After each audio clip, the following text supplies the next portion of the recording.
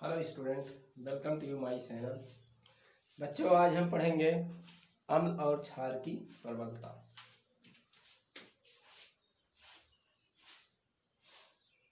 अम्ल तथा क्षार की प्रबलता।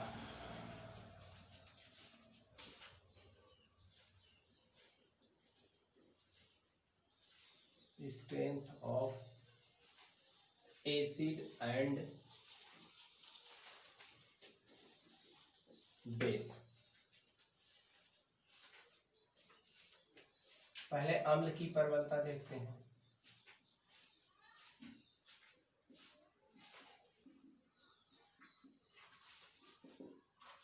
देखिए,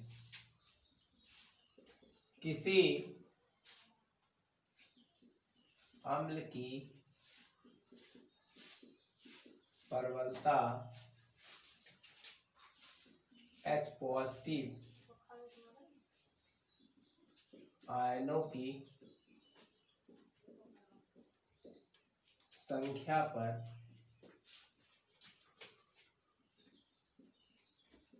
निर्भर करती है। इस पर डिपेंड करती है, H पॉजिटिव आयनों की संख्या पर निर्भर करती है। तो किसी अम्ल की प्रबलता H पॉजिटिव आयनों की संख्या पर निर्भर करती है। तो किसी अम्ल के जलीय विलयन में H पॉजिटिव आयनों की संख्या जितनी अधिक होगी, उस अम्ल की प्रबलता उतनी ही अधिक होगी। अगर कम होगी H पॉजिटिव, तो क्या होगी, इसकी प्रबलता कम होगी, वे क्या होगा, वीक होगा। ठीक है। तो किसी अम्ल की प्रबलता H पॉजिटिव आयनों की संख्या पर निर्भर करती है। H पॉजिटिव आयन जितना अधिक होगा, उस अम्ल की प्रबलता उतनी ही अधिक होगी।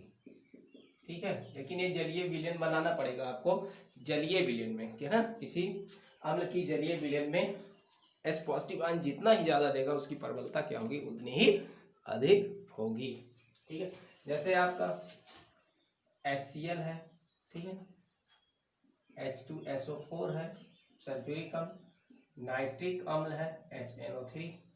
ये अम्ल पानी में जाने पर क्या होते हैं, पानी में इनको डालेंगे तो ये क्या हो गए, पूर्णतया क्या हो जाते हैं, पूर्ण रूप से वियोजित हो जाते हैं। तो ये पॉजिटिव अधिक देते हैं, इसलिए ये क्या है, स्ट्रॉन्ग एसिड है ना। ये स्ट्रॉन्ग एसिड है क्योंकि ये H पॉजिटिव क्या होते हैं, अधिक देते हैं। ठीक है। कहाँ, जलीय विलयन में। और इसके विपरीत जो है आपका, जैसे एसिटिक एसिड है, आपका हाइड्रोजन साइनाइड है, या कार्बोनिक एसिड है, ठीक, ये क्या है, वीक एसिड है ना। ये सब क्या है, वीक एसिड है, क्योंकि ये H पॉजिटिव जलीय विलयन में H पॉजिटिव कम देते हैं, है ना। तो H पॉजिटिव ये कम देते हैं, इसलिए ये क्या है, वीक है। ये H पॉजिटिव अधिक देते हैं जल में, इसलिए ये क्या है, आपके स्ट्रॉन्ग है। क्षार की प्रबलता देखते हैं। क्षार की प्रबलता किस पर डिपेंड करती है, किसी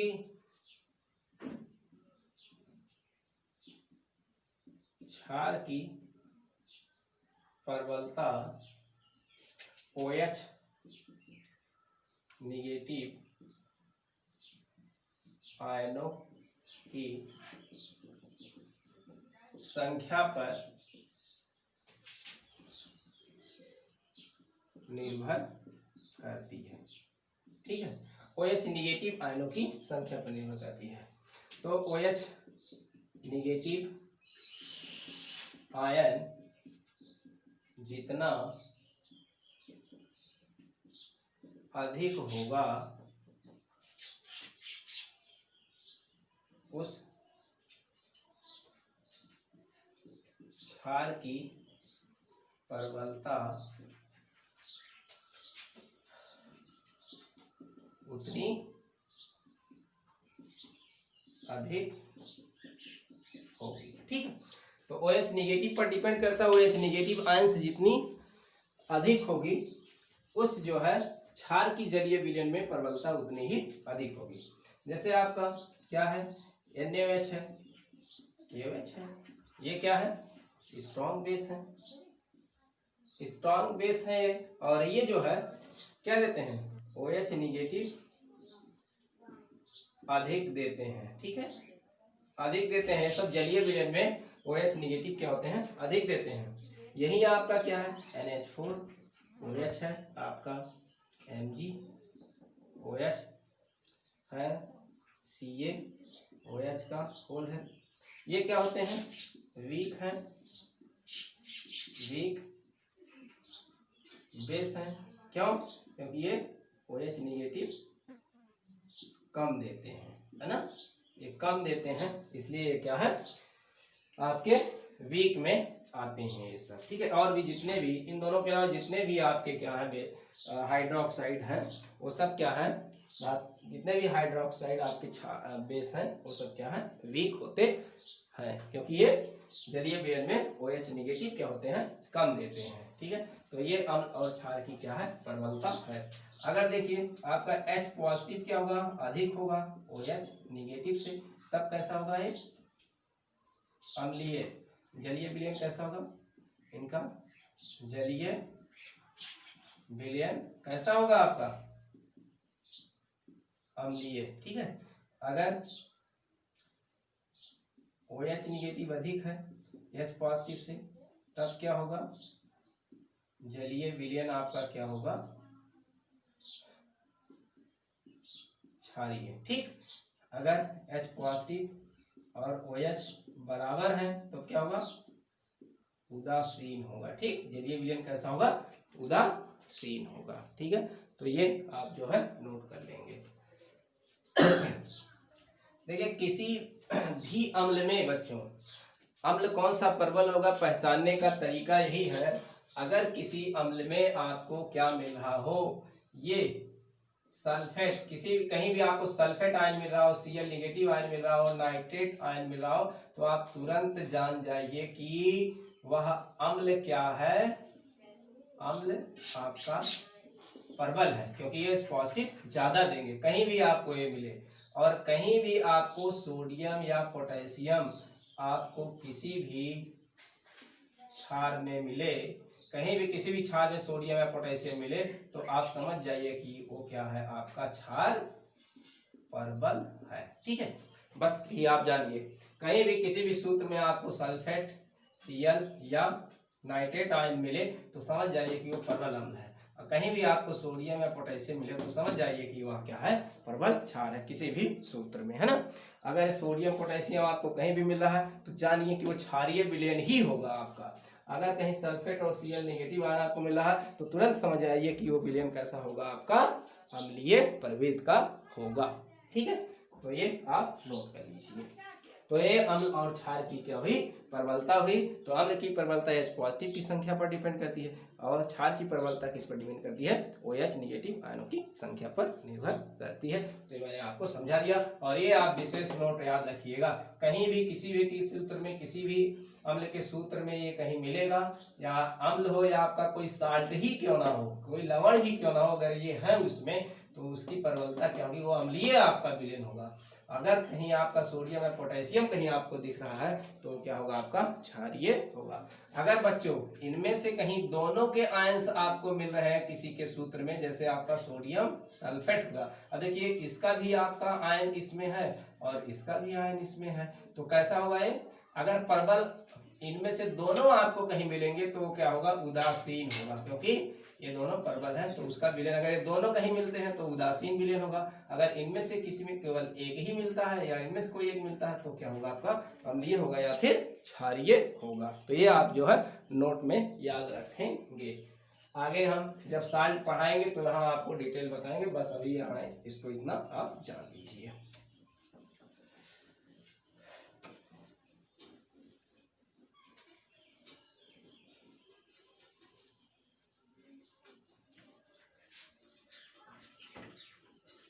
अब बच्चों हम पढ़ते हैं क्या, सूचक, इंडिकेटर्स के बारे में पढ़ते हैं। सूचक क्या होता है, सूचक, इंडिकेटर्स।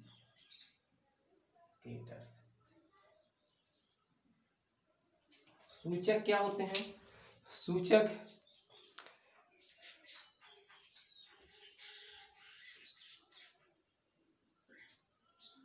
अम्ल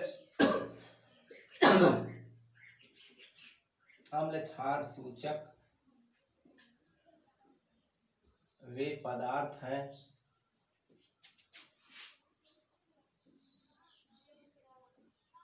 जिनका अम्लीय विलयन में एक रंग तथा क्षारीय विलयन में दूसरा रंग होता है,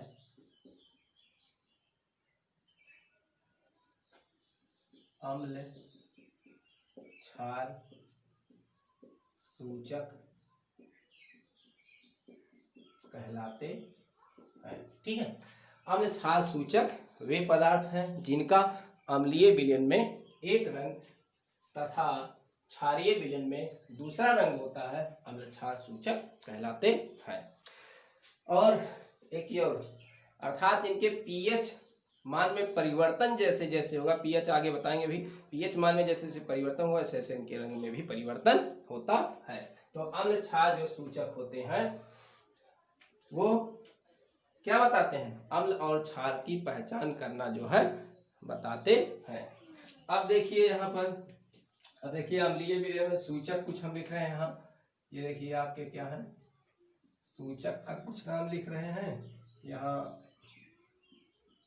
अम्लीय माध्यम में रंग कैसा होगा इनका, और यहाँ पर क्षारीय माध्यम में रंग। ठीक है, अम्लीय माध्यम में रंग कैसा होगा और क्षारीय माध्यम में इनका रंग कैसा होगा।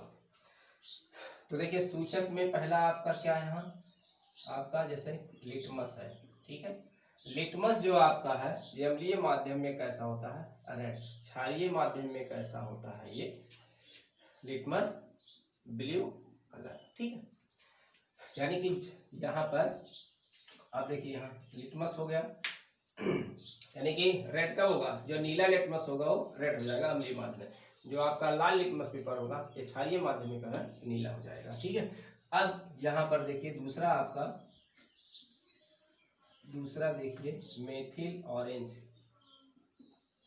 Methyl orange. ठीक है, इसका भी क्या होगा, रेड होगा, यहाँ क्या होगा ये येलो होता है, पीला होता है, मेथिल रेड। सूचकों के नाम पूछा जाता है तो ये भी आप लिख सकते हैं, सूचक के नाम है ये आपके, ये भी क्या होता है, रेड होता है, और एक क्या होता है, हाँ येलो होता है। एक और लिख लीजिए फिनोल फिनोफ्थलीन, ये कैसा होता है, ये अम्लीय माध्यम में कलरलेस होता है, यानी कि रंगहीन होता है, और ये क्या होता है आपका पिंक होता है। और अगर पिंक ना लिखा हो, कहीं रेड लिखा हो तो रेड आप लिख सकते हैं, अगर रेड पिंक दोनों लिखा तो आप पिंक ही लिखेंगे। कभी कभी होता है पिंक नहीं दिया जाता है, रेड ही दिया होता तो आप रेड लगाएंगे। ठीक है, इसमें कंफ्यूजन होने की बात नहीं है। ठीक है, तो ये आपके क्या है सूचक है कुछ, जैसे आपका लिटमस पेपर हो गया, फिनोफ्थलीन हो गया, सॉरी मेथिल ऑरेंज हो गया, मेथिल रेड हो गया और फिनोफ्थलीन हो गया। ठीक है, ये इनके क्या है रंग है। ठीक है, अब बच्चों एक यहाँ आप नोट में देखेंगे, ये चीज, ये चार्ट आप याद कर लेंगे क्योंकि इससे भी प्रश्न जो है पूछे ही जाते हैं।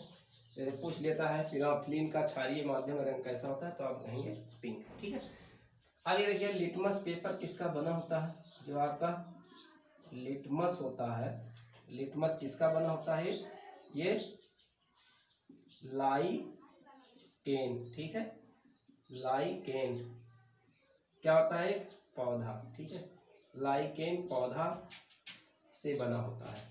ठीक, लिटमस पेपर किसका बना होता है? जो लिटमस आपका होता है किसका बना होता है? लाइकेन पौधा। लाइकेन पौधा जो होता है ये थाइलोफाइटा, जो आपका थाइलोफाइटा वर्ग का क्या है? एक पौधा है। अब बच्चों लाइकेन जो होता है आपका, ये लाइकेन जो आपका है ये इसमें दो पौधे होते हैं आपका, एक कवक होता है और प्लस एक क्या होता है इसमें? शैवाल होता है। शैवाल होता है।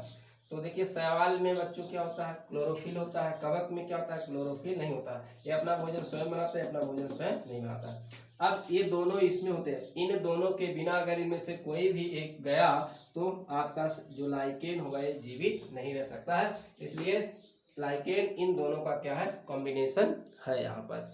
तो लाइकेन के पौधे में ये कवक जो होता है आपका, ये अपने समझ लीजिए कि जड़ों के द्वारा, मान लीजिए समझ लीजिए कि ये खनिज लवण को अवशोषित करता है और शैवाल को उपलब्ध कराता है भोजन बनाने के लिए, और शैवाल प्रकाश संश्लेषण की क्रिया द्वारा ये भोजन का निर्माण करता है और एक कवक को भी उपलब्ध कराता है। इसलिए यहाँ एक दूसरे को यहाँ क्या करते हैं? एक सहयोग देते हैं। दोनों में क्या होता है? लाभ होता है। एक दूसरे को यहाँ लाभ ही लाभ होता है, एक दूसरे के सहयोगी हैं।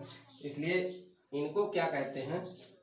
इनको क्या कहा जाता है? सहजीवी पौधे कहते हैं। इनको क्या कहते हैं? सहजीवी पौधे। सहजीवी पौधे, ठीक है, सहजीवी पौधे हैं। और इस प्रकार के इनके रिलेशनशिप को, इनके संबंध को क्या कहा जाता है? सहजीवन। सहजीवन यानी कि बायोसिस कहते हैं सहजीवन। सहजीवन, ठीक है। तो सहजीवन के लाइकेन में कवक और शैवाल दोनों होते हैं। शैवाल प्रकाश संश्लेषण द्वारा भोजन बनाता है, ये अपने जड़ों द्वारा क्या करता है? खनिज लवण का अवशोषण कराता है। तो दोनों एक दूसरे पर डिपेंड रहते हैं। तो लाइकेन के पौधे में ये होता है। एक चीज और, लाइकेन जो होता है बच्चों, लाइकेन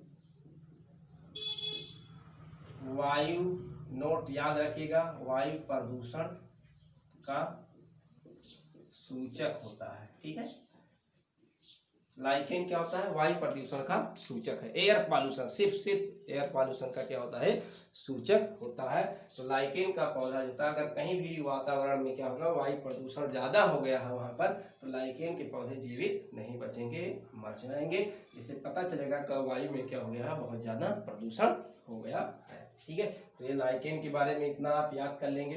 तो बच्चों जो लाइकेन का पौधा होता है, इसके जो रस निकाला जाता है, इसका जो कलर होता है प्राकृतिक रूप से बैंगनी होता है। कैसा होता है? लाइकेन क्या होता है? प्राकृतिक रूप से, लाइकेन प्राकृतिक रूप से कैसा होता है? इसका बैंगनी, पर्पल कलर का होता है।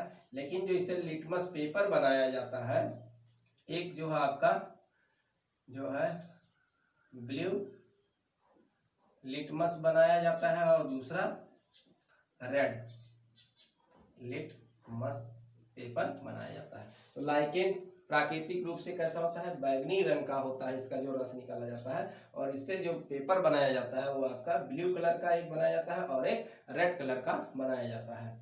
तो ब्लू कलर में जब आप जो है, इसमें क्या होता है? ब्लू जो कलर होता है लिटमस पेपर, अगर इस पर आप अम्ल डालेंगे तो ये कैसा हो जाएगा? रेड हो जाएगा। और रेड वाले पर आप अगर क्षार डालेंगे तो कैसा हो जाएगा? नीला हो जाएगा। ठीक है, तो मैंने आपको कॉन्सेप्ट पीछे बताया था कैसे इसके लिए आपको रेड और ब्लू है ना। तो मैंने आपको क्या बताया था वहाँ, अगर आपका क्या है? बेस है, बेस है तो बेस से क्या होगा? BMUE, है ना। तो यहाँ बेस क्या होगा आपका? ये ब्लू देगा। लेकिन बेस क्या होगा? ब्लू किसको करेगा भैया? ये किसको करेगा? रेड लिटमस पेपर को ना। तो पूछिए बेस किसको ब्लू करता है? रेड लिटमस पेपर को। और आपका जो एसिड है, एसिड है ना, एसिड क्या है?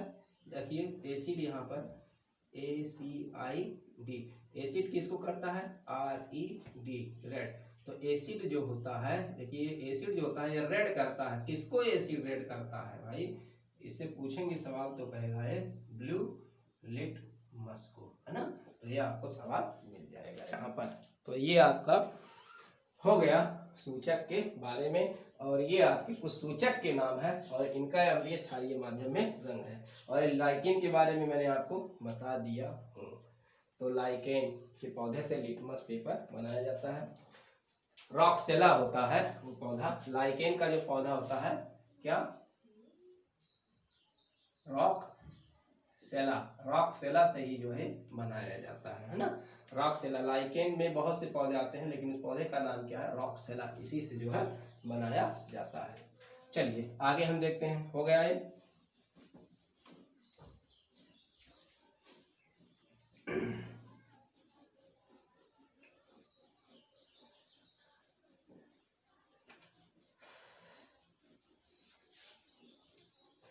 जो अब हम पढ़ते हैं बच्चों, हाइड्रोजन आयन सांद्रण तथा पीएच मान। ठीक, हाइड्रोजन आयन सांद्रण तथा पीएच मान।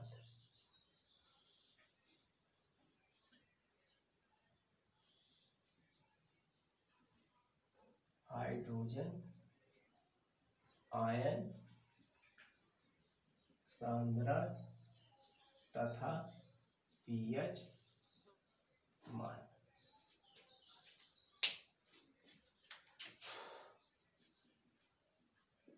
हाइड्रोजन आयन कंसंट्रेशन एंड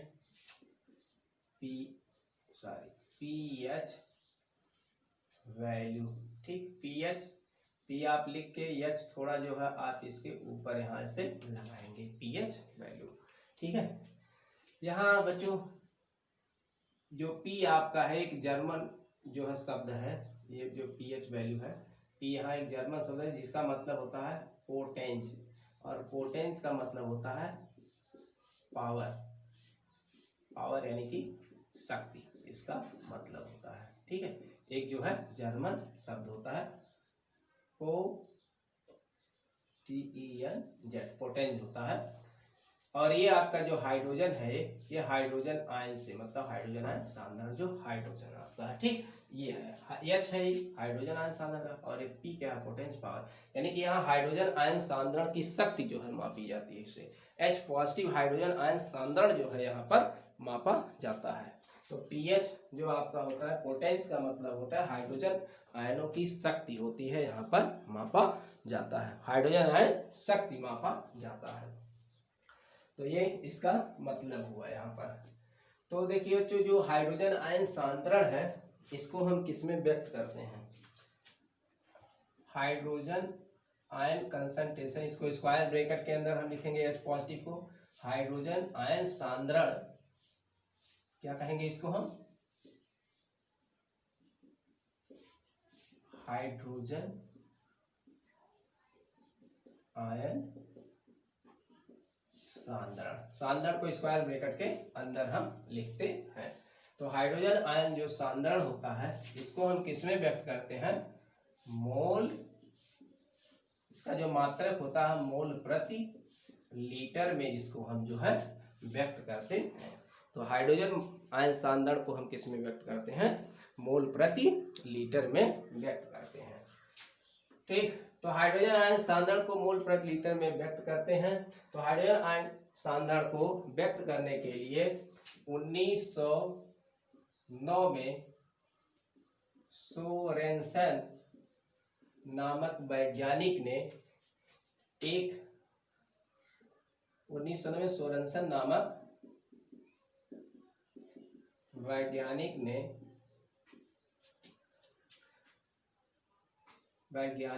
ने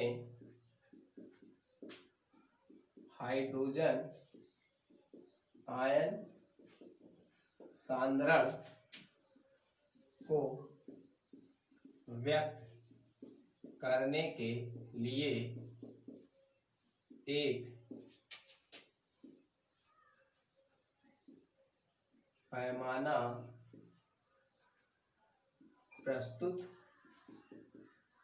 किया जिसे पीएच क्या कहते हैं, पैमाना यानी कि पीएच स्केल कहते हैं। ठीक है, तो ये आप लिख लेंगे।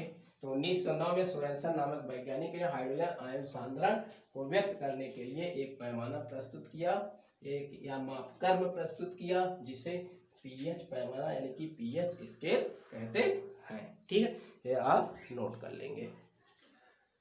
तो हाइड्रोजन आयन सांद्रण जो होता है, हाइड्रोजन आयन सांद्रण का जो मान होता है, ये हाइड्रोजन आयन जो सांद्रण होता है, हाइड्रोजन आयन सांद्रण का मान जो होता है ये 0 से लेकर 1 × 10⁻⁻14 मोल प्रति लीटर होता है, मोल पर लीटर होता है।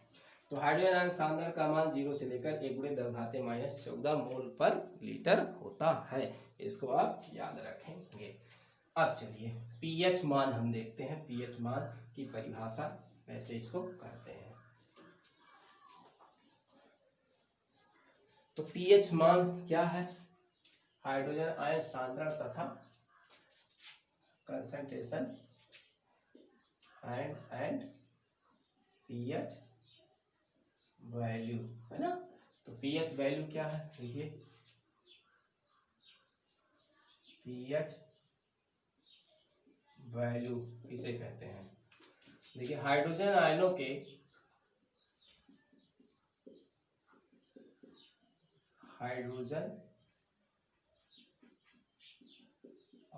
के मोल प्रति लीटर में सांद्रण, हाइड्रोजन आयनों के मोल प्रति लीटर में सांद्रण के ऋणात्मक या व्युत्क्रम के लघु गुणक को पीएच मान कहते हैं। ठीक, ये परिभाषा आप लिख लेंगे। क्या है परिभाषा पीएच वैल्यू की? पीएच मान की हाइड्रोजन आयनों के मोल प्रति लीटर में सांद्रण के ऋणात्मक या व्युत्क्रम के लघु गुणक को पीएच मान कहते हैं। तो परिभाषा के अनुसार सूत्र क्या होगा? यानी कि पीएच इक्वल टू क्या हो जाएगा? Negative log 10 hydrogen H positive, ये होगा। या फिर लिख सकते हैं क्या? या फिर लिख सकते हैं पीएच इक्वल टू क्या लिख सकते हैं? log 10 क्या लिखेंगे? 1/H पॉजिटिव, है ना। ऐसा लिख सकते हैं फार्मूला। तो ये फार्मूला आपका इम्पोर्टेंट है। या इसी को हम दूसरे रूप में लिख सकते हैं। कैसे? अगर एच पॉजिटिव को आपको निकालना है हाइड्रोजन आयन सांद्रण, तो हाइड्रोजन आयन सांद्रण इक्वल टू क्या होगा? 10 पावर माइनस यहाँ पीएच, है ना। तो यह भी फार्मूला क्या है आपका? इम्पोर्टेंट है। तो ये फार्मूला आप जो है इसको याद रखेंगे। ठीक है, जब आप इसको ले जाएंगे एच पॉजिटिव इक्वल टू करेंगे तो आपका ये पावर 10 पावर माइनस पीएच, ये जो है आपका आएगा यहाँ पर। तो ये वाला फार्मूला आपका इम्पोर्टेंट, कोई भी आप याद कर सकते हैं।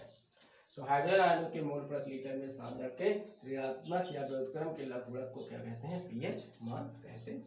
ठीक है, ये आपका याद हो गया। पीएच मान हो गया है। इसी तरीके से आपका पीओएच मान क्या होता है? पीएच मान मतलब हाइड्रोजन के लिए, पीओएच मान ओएच निगेटिव के लिए। तो यहाँ पर देखिए अगला आपका क्या है? यहाँ पर है अगर कहा जाए पीओएच मान, अगर कहा जाए तो क्या होगा? तो यही होगा। तो यहाँ पर आपका क्या होगा? ओएच निगेटिव, है ना, ये वाला। यहाँ हाइड्रोजन आयन के सांद्रण है, यहाँ पे हाइड्रोक्साइड आयनों के, है ना। तो यहाँ हाइड्रोक्साइड आयनों के मोल प्रति लीटर में सांद्रण के ऋणात्मक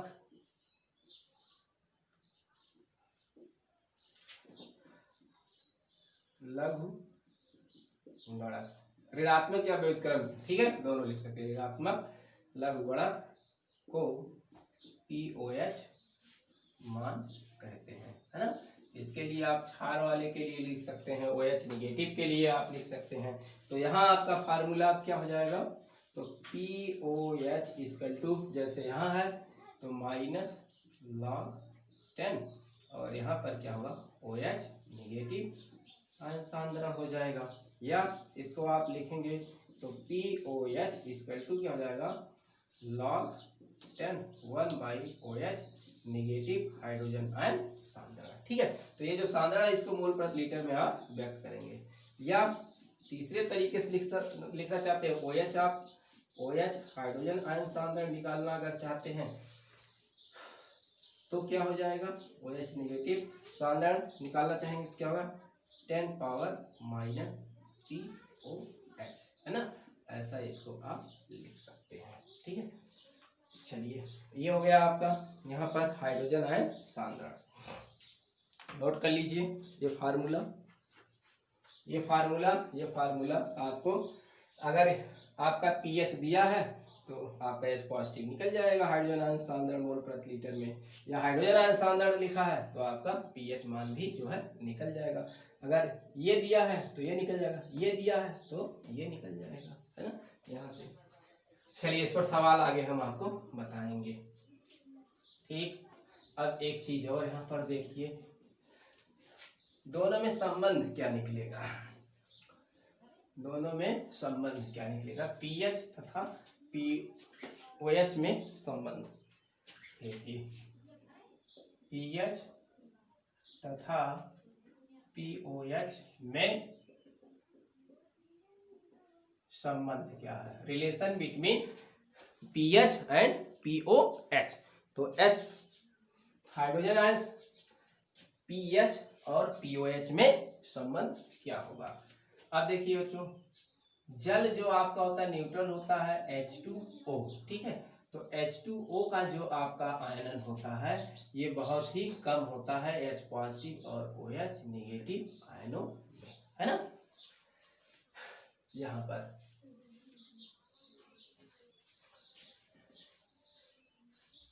एक मिनट बच्चों, पहले हम पढ़ते हैं।